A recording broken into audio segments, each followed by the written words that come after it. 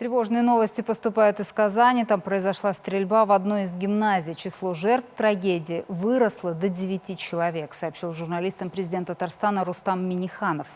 Известно, что в школу с оружием прошел 19-летний местный житель. Среди погибших 7 учеников, 1 учительница и 1 сотрудница школы. В данный момент 18 детей находятся в детской республиканской клинической больнице. Среди них есть и дети с огнестрельными ранениями и с переломами. 6 из них находятся в крайне тяжелом состоянии. Еще 3 взрослых с огнестрельными ранениями находятся в других больницах Казани. Правоохранители установили личность, открывшую стрельбу. В казанской школе им оказался 19-летний Ильназ Галявиев.